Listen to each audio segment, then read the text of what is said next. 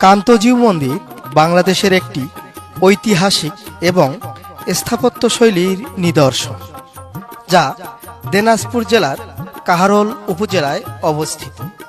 এটি মূলত 18শো শতাব্দীতে নির্মিত একটি হিন্দু মন্দির, যা তার অনন্য টেরাকোটা অলঙ্করণ এবং শৈল্পিক স্থাপত্যের জন্য প্রসিদ্ধ।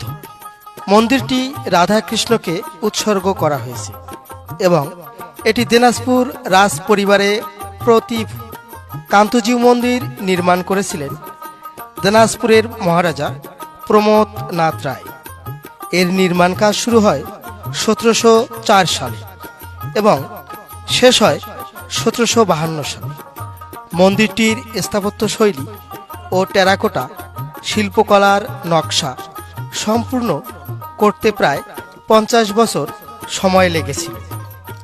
কথিত আছে এটি স্থাপনের পেছনে রাজপরিবারের দেবতার প্রতি গভীর ভক্তি এবং স্থানীয় সংস্কৃতির প্রতি সম্মানবোধ কাজ করেছিল। কান্তজিউ মন্দির একটি নবরত্ন শৈলীর মন্দির। এর স্থাপত্য নবরত্ন শৈলী।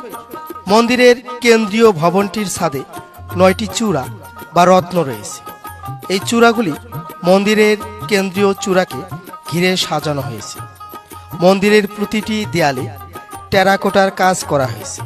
এতে রামায়ণ, মহাভারত এবং অন্যান্য পৌরাণিক কাহিনীর দৃশ্যাবলী ফুটিয়ে তোলা হয়েছে। প্রতিটি চিত্র এত সূক্ষ্ম এবং নিখুঁতভাবে তৈরি করা হয়েছে যে সেগুলি দেখতে জীবন্ত মনে হয়। ভৌগোলিক প্রভাব। মন্দিরটি ইট ও চুন সুরকি দিয়ে তৈরি। এর নকশায় মুঘল, হিন্দু এবং বাংলার স্থানীয় স্থাপত্যশৈলীর মিশ্রণ দেখা যায়। মন্দিরটি 3 স্তরে বিভক্ত এবং প্রতিটি স্তরে টেরাকোটা চিত্রশিল্প দ্বারা অলঙ্কৃত। মন্দিরের টেরাকোটা শিল্পের বিষয়বস্তু মূলত হিন্দু পুরাণ ও সামাজিক জীবন থেকে নেওয়া হয়েছে। রামায়ণ ও মহাভারতের কাহিনী, বিভিন্ন মুহূর্ত, কৃষিকাজ, শিকার, নাচ, গান এবং দৈনন্দিন জীবনের দৃশ্যাবলী, ফুল, লতা পাতা এবং প্রাণীর নকশা।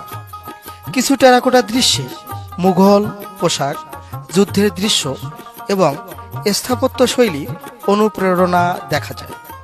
কান্তজিউ মন্দির বাংলাদেশের ঐতিহাসিক স্থাপনাগুলোর মধ্যে অন্যতম। এটি বাংলার টেরাকোটা শিল্পের উন্নত উদাহরণ এবং তৎকালীন স্থাপত্যকলার নিদর্শন। মন্দিরটি কেবল ধর্মীয় স্থান নয়, এটি একটি সাংস্কৃতিক ও ঐতিহাসিক পরিচয় বহন করে। কান্তজিউ মন্দিরটি এখন একটি পর্যটন কেন্দ্র। এটি বাংলাদেশের প্রত্নতত্ত্ব অধিদপ্তরের তত্ত্বাবধানে রয়েছে। মন্দিরটির সংরক্ষণ কাজ চলছে, যাতে এর টেরাকোটা চিত্রশিল্প ও স্থাপত্যশৈলী ভবিষ্যৎ প্রজন্মের জন্য সংরক্ষিত থাকে। মন্দিরটি টেরাকোটা শিল্পকলার সৌন্দর্য এবং স্থাপত্যশৈলীর জন্য শুধুমাত্র বাংলাদেশের নয়, বরং বিশ্ব ঐতিহ্যের অংশ হিসেবেও প্রশংসিত।